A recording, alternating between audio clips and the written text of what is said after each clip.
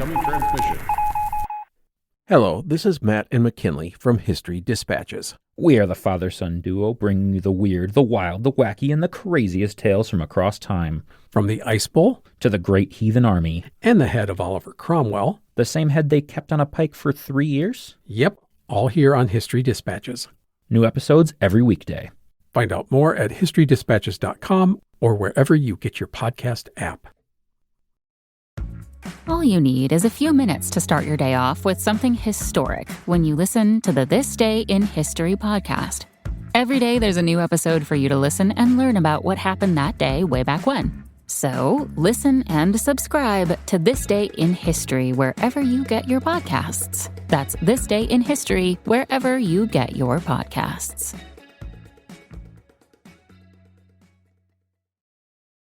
You're listening to an Airwave Media Podcast. Hi, everyone.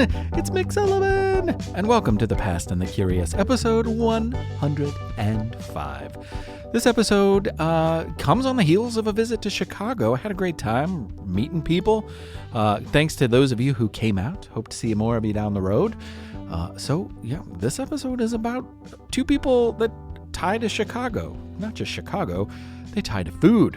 This is about a man named Foin, who had a big role in the first Chinese cookbook in America, and Rufus Estes, the first African-American, not the first to publish a cookbook, but one of the most notable early cookbook authors. And they both lived in Chicago at the same time. And both books in question made their way to the world in 1911. It's weird how things like that work, right? They all happen at the same time. Well, it made me very hungry talking about this episode, working on this episode, recording this episode. So while you listen, I'm going to go get something to eat. All right? See you on the backside.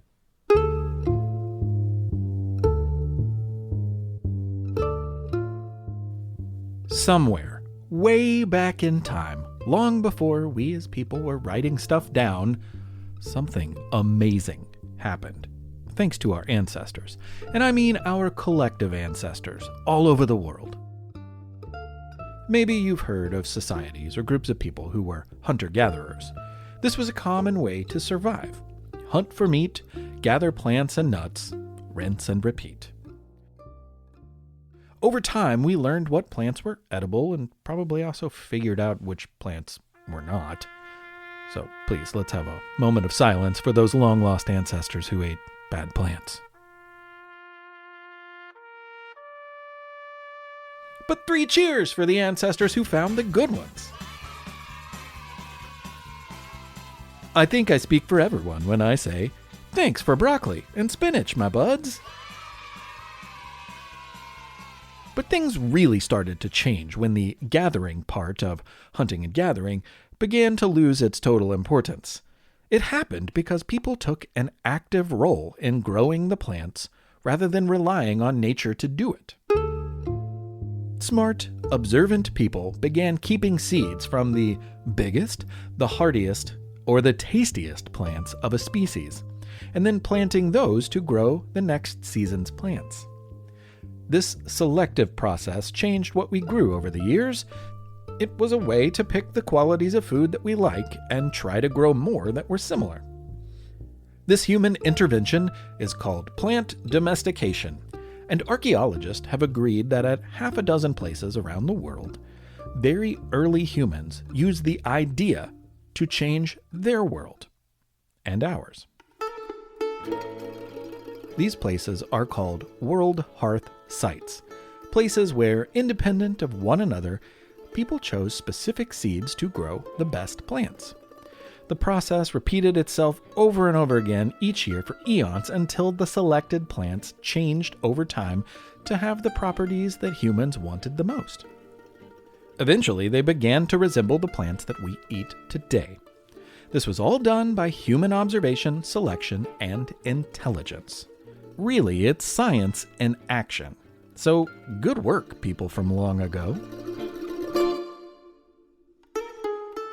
Through careful research and science, today, archaeologists can determine where the foods crucial to human development were domesticated, all thanks to those early ancestors who we can all proudly claim. In the Middle East, people domesticated wheat and barley, which gives us cereals and breads and pasta and cookies. In Africa, people domesticated soybeans and millet. From people in current-day Mexico, we got corn. From present-day Peru in South America, we got potatoes. And from the eastern woodland people of North America, we got sunflower and squash, among other lesser-used plants today. And from East Asia, thousands of years ago near the Yangtze River in China, we got the gift of rice. And what a gift it's been! Rice is one of the most important and most popular foods in the world. But with many foods specific to cultures around the world, getting those foods to other cultures required people interacting, sharing, trading, and in more modern cases, bringing their foods personally to new places. So now, we're going to skip ahead a whole lot of time. We're going to jump centuries ahead, actually, to talk about how meals of rice and other Chinese foods made their way into modern America. I love my local Chinese restaurant. I am a regular there, and the owner actually lives just down the street from me. And while eating my favorite dish one night, it made me wonder about the history of Chinese food and Chinese restaurants outside of China. And it all starts, you guessed it, with people moving to new lands. And one story that is often told about the rise of Chinese food in America focuses on one man named Chen Foin. Chen Foin's family was like thousands of others who, in the mid-1800s, fled China for the west coast of America. The gold rush was going on in California, and that's where many found work. And while Chinese immigrants were tolerated by the local population, they weren't welcomed with open arms. And then, when the Transcontinental Railroad was being built, many Chinese immigrants found work laying the tracks heading from west to the east. It was back-breaking, hard work, and these Chinese workers were instrumental to its success, and they often ate rice with added meats and vegetables on lunch breaks. Likewise, many Chinese who stayed in San Francisco and nearby during and after the gold rush opened small restaurants, mostly serving traditional Chinese fare for other immigrants. The other people in the area rarely ate Chinese food. After the gold rush and the railroad were complete, there were fewer jobs, so many Chinese people found themselves in competition for work with other Americans in the West, and this often led to violence. And it also led to a national law, the Chinese Exclusion Act. This law from 1882 was the first major law in America to prevent immigration based on nationality. It said no Chinese laborers could come to the United States. It also prevented any Chinese immigrants already in America from becoming citizens. This would include Chen Foin's family, who had seen the gold rush and who had seen the railroad and who had seen the struggle for work in the years after. But they persevered, and they changed America for the better and for the tastier. When Chen was a young man, his family was in search of new opportunity, along with a new place to live. And the World's Fair of 1893 brought them to Chicago. There they found a big city with few other Chinese immigrants, and they saw the possibility for business. It was in Chicago that Chen Foin made his impact. The relatively low number of Chinese people in Chicago at the time wasn't a problem in his eyes. He wasn't looking to feed an immigrant community. He was looking to feed everyone else in Chicago. Because really, who doesn't love noodles, rice, delectable sauces, and mixing all of that stuff with other delicious things? If they didn't know it yet, the people of Chicago would learn quickly how delicious those things can be. Now, his first restaurants were like many other Chinese restaurants in America at the time, on the second floor of buildings or in the backs of other businesses. This meant that someone had to go looking for them. It's not great for foot traffic, but if you knew, you knew. And with his first ventures, he did pretty well. you gotta start somewhere, but Foin had bigger dreams. He knew that Chicagoans with money liked to go to the theater. They liked to enjoy the ballet and take in the opera. And he also knew that those fancy nights out usually included a meal. So putting a restaurant right in the same area as those attractions would be smart. But more importantly, why not make the meals as fancy as the rest of the evening? His most famous restaurant opened in 1911, and it was called the Mandarin Inn. And when you walked into the front door, right there on South Wabash Avenue, your senses would have been overcome. The smells were amazing, thanks both to the crowded dining room filled with eager eaters with plates of deliciousness, but also because of the open kitchen.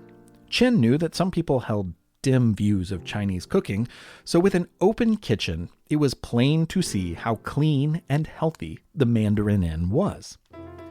Speaking of seeing, your eyes would amaze at the lavish decor, plants and fine woods and gilded accents and colorful fabric and great lighting.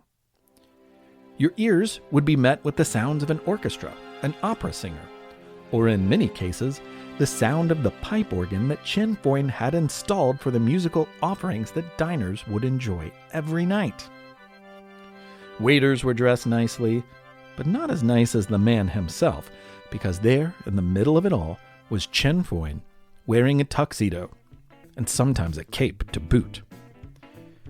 He was a celebrity, and his food brought all walks of life.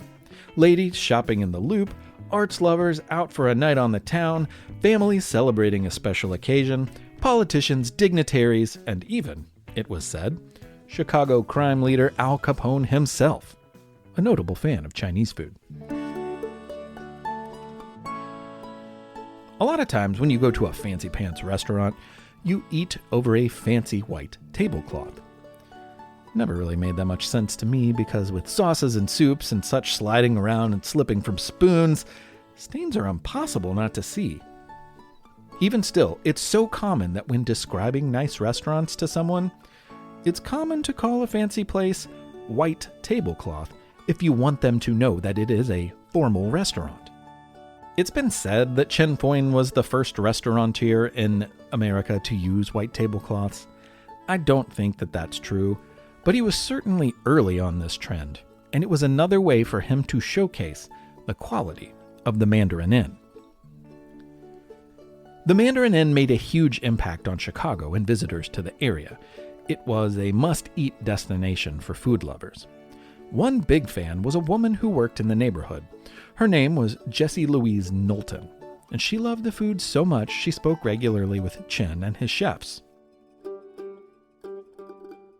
She realized that more and more people were eating and enjoying Chinese food, but many were still unfamiliar. Others wondered about cooking it themselves. So she self-published a cookbook, Chinese Cookery in the Kitchen. It was the first Chinese cookbook published in the English language. And most historians agree that the recipes, for the most part, came from Chen and his chefs. Yeah, it may seem unfair that they didn't get credit nor compensation, and that's probably a correct reaction. However, this did cement Foin's legacy and impact on the acceptance and love for Chinese food in America. And Chen did very well. His family lived in one of Chicago's fanciest neighborhoods, which required him to confront and challenge some people's racism. Several tried to keep the Foins out of the neighborhood. They did not succeed. I don't know about you, but I'm going to think of Foin the next time I sit down to eat my favorite lo mein dish from my favorite local Chinese restaurant. And I'll also think about people thousands of years ago who first bred rice near the Yangtze River. And I guess I'll think about those ancient Peruvians the next time I eat a potato. And the folks from the Middle East the next time I eat toast. You get the idea. Hello, fellow grown-up. I have kids. There are probably kids in your life, and we groanies certainly want to do the best for our children and set them up for success. So If your child is struggling with a specific subject or they need help with a subject, or if your child is ahead and not getting challenged enough in class, well, then I'd like you to know about IXL. IXL Learning is an online learning program that enriches your homeschool curriculum. It offers practice in math, English language arts, science, social studies, and all along it adapts to each child, meeting them where they are. Plus, IXL encourages students to be curious and empowers them to choose how they learn. I've been there, probably will be there again. It's part of raising kids, I think. Sometimes we find ourselves catching up, or other times we focus on getting ahead on learning, which is always great for confidence. Well, everything on IXL is organized by grade, subject, topic, subtopic, making it simple to find activities for the exact skills that you are covering, so it's easy to use and time-saving. IXL also offers instant feedback and explanation of new topics as kids use the program. And lastly, it's fun for kids. Kids love IXL's positive feedback, awards, and educational games. So make an impact on your child's learning. Get IXL now. And the Past and the Curious listeners can get an exclusive 20% off IXL membership when they sign up today at www.ixl.com/curious. That is www.ixl.com/curious to get the most effective learning program out there at the best price. Grown-ups, gronies, grony balonies, do you have a brain? Of course you do, you beautiful creature. But does your brain seem to be at full capacity with to-dos, errands, birthdays, homework assignments, and maybe what's for dinner on Thursday? Well, I'm here to tell you, folks, we recently got a skylight calendar in my home, and it is a game changer. I love it. That is no joke. Skylight Calendar syncs the entire family schedule into a sleek digital display, and it has made mornings easier. It has made planning the week easier. Keeping a grocery list is easier. It makes chores and tasks for the kids easier. My kids are involved in marking stuff off the list. It's great. I really, really like it. Skylight Calendar was designed to connect the digital and non-digital worlds while bringing families together. It is a Wi-Fi connected digital display that showcases your family's schedule with clarity, color, and brilliance in either a 10 or 15-inch HD touchscreen. This all-in-one smart calendar syncs seamlessly with Google Calendar, Apple Calendar, Outlook, and more, giving you customizable views for daily, weekly, or monthly planning. You will be able to manage events, chores, and grocery lists while assigning colors to each of your family members and eliminating excuses for not knowing what they need to do.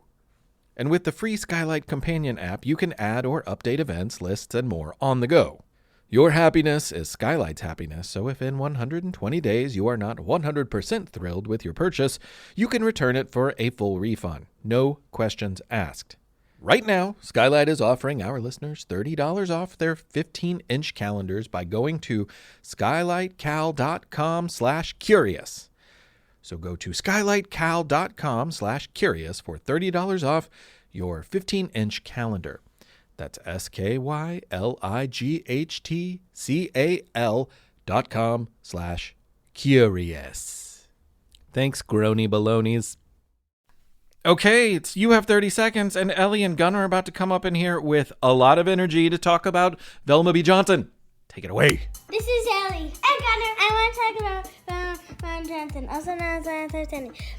She was born in 1912 in Nevada. She got polio at 11, worked to save wild horses from being made into pet food. She loved horses. The end. The end. That was great. Thank you so much for sending that. If anyone out there else, I've got a bunch of them, but I always need more. You all keep sending you have 30 seconds because it's a lot of fun and it's great to feature you on here. Great work, Ellie and Gunnar. Great work. Loved it. If you have a 30 seconds that you would like to send my way, it's very simple. Just hit record on a voice memo. Maybe have somebody give you some hand signals with a timer so they know that you're in 30 seconds. And send it to hello@thepastandthecurious. I'm eager to hear what you want to tell me about.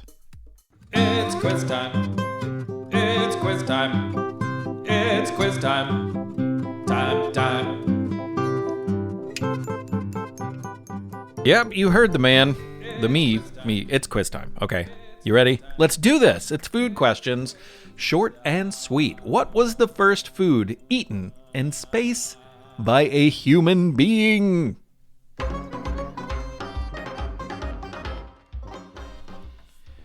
Back in 1962, a man named John Glenn ate applesauce while in space. That's probably not something Johnny Appleseed would have imagined just a century before. But there we go. All right, question number 2. Inspired by soldiers eating special candy, in 1941, Forrest Mars and Bruce Murray collaborated on their own colorful candy that is still popular today. What is it?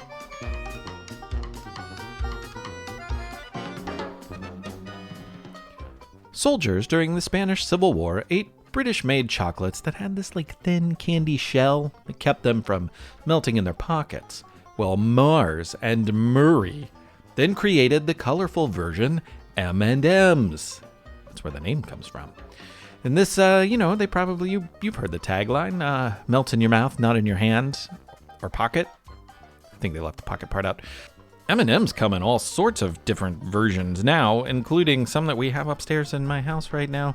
Peanut butter and jelly. What? I don't know how they are. Okay, question number 3. When ketchup was first marketed in 1834 in America, it wasn't for dipping fries or for putting on hot dogs. What was it initially sold to do?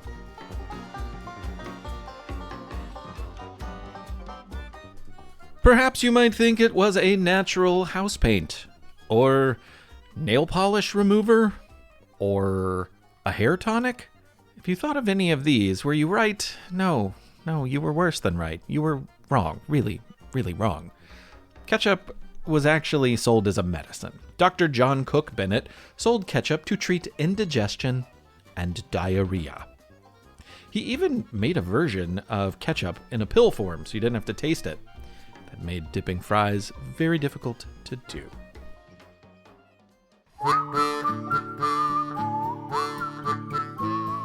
If you ever write a cookbook, you're probably going to rack your brain for the perfect title to grab someone's attention. It should be memorable and clearly say exactly what your cookbook is about, right? But I'm sorry to tell you that you'll never have the perfect title. That is because, in 1911, a man named Rufus Estes self-published a cookbook with the perfect title. And now that title is taken, so any other cookbook titles can merely be a tribute to the greatest cookbook title in history. Are you ready? Are you sitting down?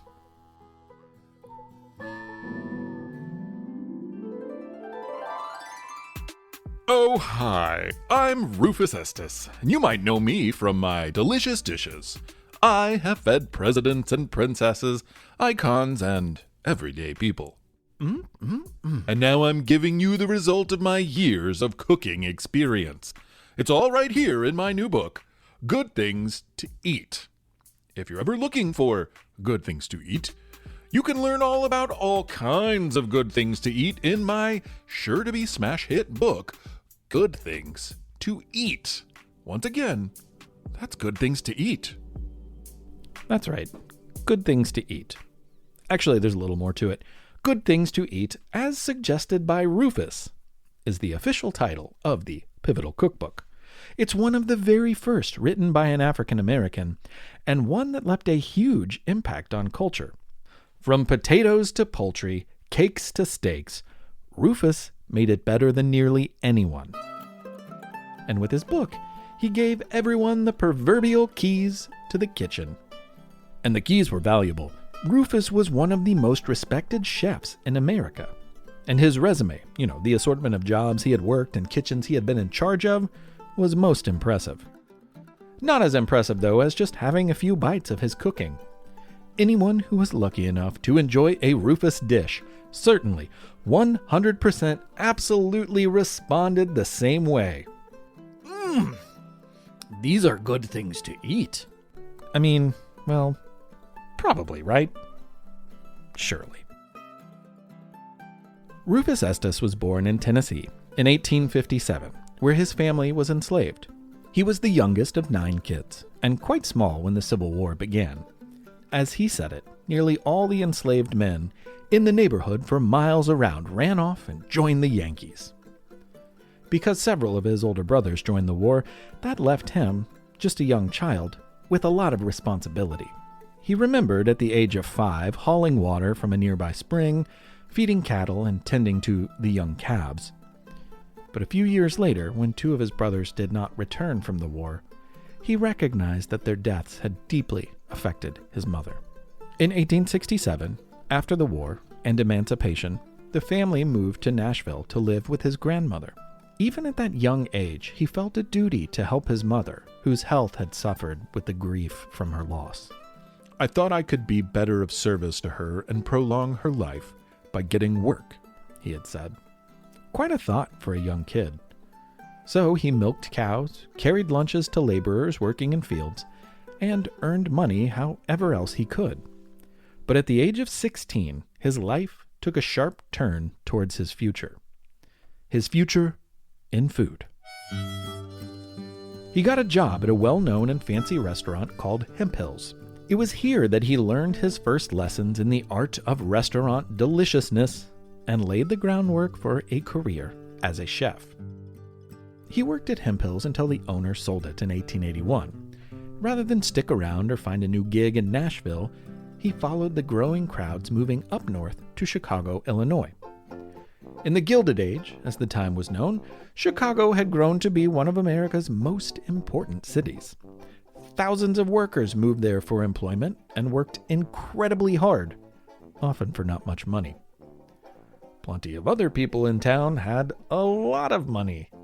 Most of those people did not work as hard, or at all. But they liked to eat. And that's where Rufus came in. He described his first job in Chicago as 77 Clark Street. A bit of research suggests that the restaurant at 77 Clark Street at the time was a French restaurant, which was creatively named the French Restaurant. Maybe the owner's unimaginative yet crystal clear descriptive restaurant name would serve as an inspiration for Rufus's future book title. In any case, in the 2 years as head line chef at the French Restaurant, Rufus certainly perfected many good things to eat. And it's also where he became an expert saucer. Cucumber sauce, gherkin sauce, giblet sauce, gooseberry sauce. Rufus was a sorcerer with sauces. A saucerer. Horseradish sauce, ham sauce, sauce a la Metcalf, royal sauce, sauce tartare, even a special sauce just for fried pike. That's a northern freshwater fish with a mouthful of teeth, if you didn't know. Anyway, all of this saucy food led to his most famous job. Rufus Estes, like many other black men of his time in America, found work with the Pullman Rail Company. George Pullman revolutionized train travel with his famous Pullman Palace cars, many of which were as nice as fine hotels. And he famously employed thousands of African American men, many of them former enslaved, as Pullman porters. The work these men did, despite the racism they often suffered, led to 2 major things. First, their income put thousands of black families into America's middle class. They bought homes, they sent their kids to college, they founded businesses. But the Pullman porters also unionized and became a huge part of the civil rights movement of the mid-1900s. Porters worked as waiters, caretakers, luggage handlers on the train, and more, and they fought for fair wages and for fair working hours. But Rufus was behind the scenes. He was a chef, after all, which came with status, but also meant cooking in cramped quarters on a train.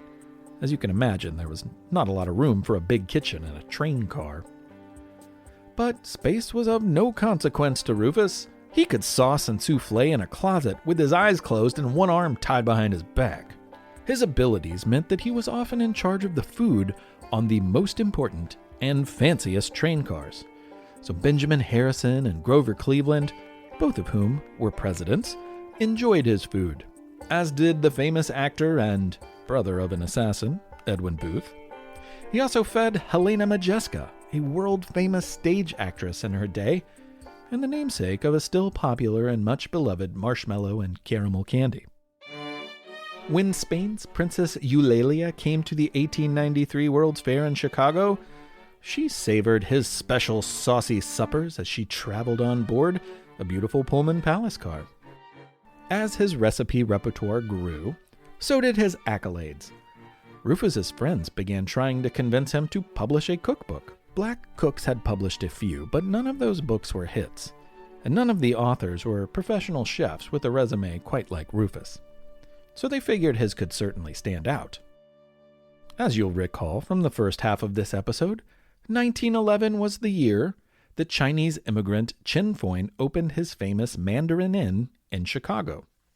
And it was also in 1911 when Chicago and Jessie Louise Knowlton published the first Chinese cookbook in America, which she had largely based on Foin's famous recipes. Well, in addition, it was that same year, again, 1911, when Rufus Estes published his own pivotal cookbook, and from the city of Chicago, no less.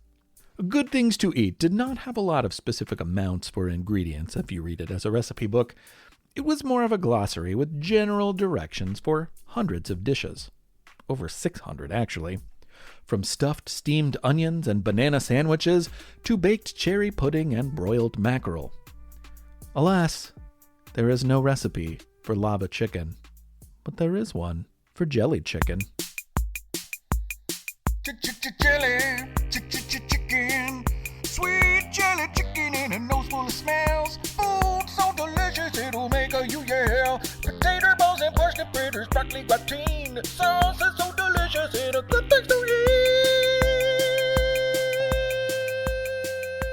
eat. All right, yeah. Thanks for indulging me and my kids on that one. And also, as a complete aside, I have to tell you, I ran into Jack Black on the sidewalk one time in my hometown, and in surprised excitement, I just said, "Oh, whoa, what's up, dude?" And he was very, very nice. So we're practically friends now. Just kidding. But I feel like he would appreciate the tribute. I mean, after all, it is in the name of Rufus, and I think we all agree that Rufus deserves the recognition.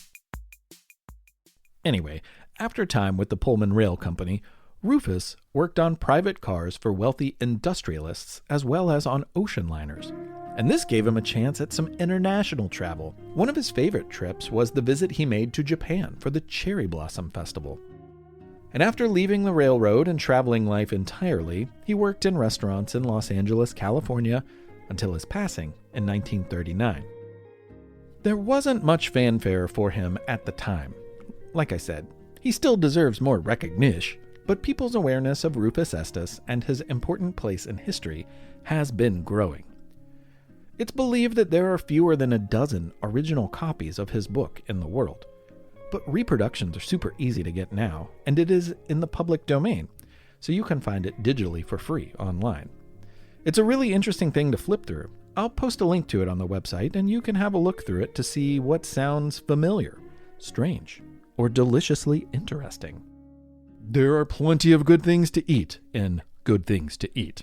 So if you're ever struggling about what to have for dinner, I humbly suggest you consider something as suggested by Rufus. Also, one of my favorite social media profiles is this guy who has a channel called Sandwiches of History. Maybe you're familiar. I'll post a link to that as well. He goes back to old cookbooks and finds sandwich recipes and then makes them today, and you can watch him eat them, and he gives commentary, and then he makes some adjustments to try to, as he calls it, plus up. It's great. It's super, super great. I have a lot of fun watching it, and there are many delicious sandwiches, many sandwiches which don't seem delicious, but he did do a Rufus sandwich from 1911, the famous banana sandwich. So maybe you can give that one a try. Well, that was a delicious episode, and I spent the entire time that you were listening eating, and I am stuffed. Oh. Now, I'm sure you're eager to try all of the foods we talked about, from banana sandwiches to jelly chicken to pike sauce. You know, why not, right? It's worth a try. We should all experiment. We should all try new things, new flavors. That's how we discover things. So, dive in. And hey, I really appreciate you listening. This was episode 105, and I'm going to keep making them. I'm so glad that you're out there listening.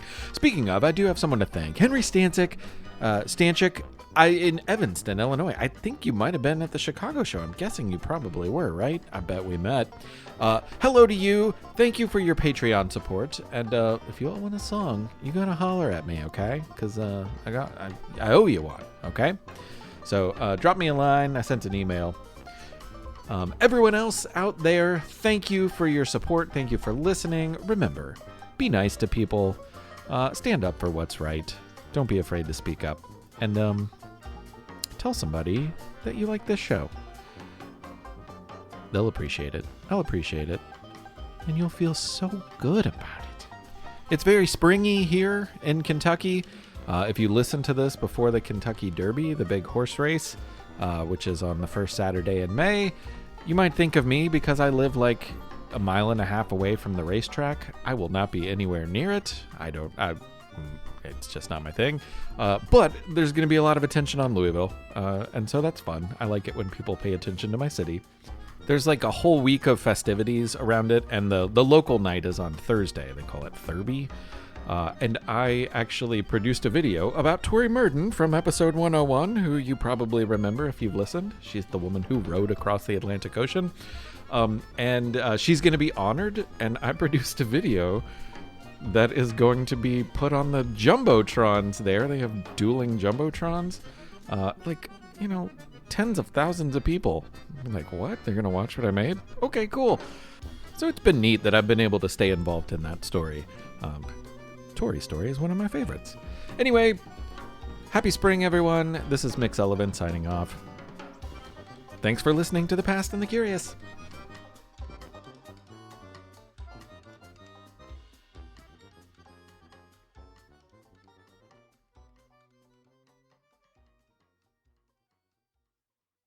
Calling all trivia nerds, Brittany here, and I host the Family Road Trip Trivia Podcast with my best friend Meredith. Is your next car ride looking like a snooze fest?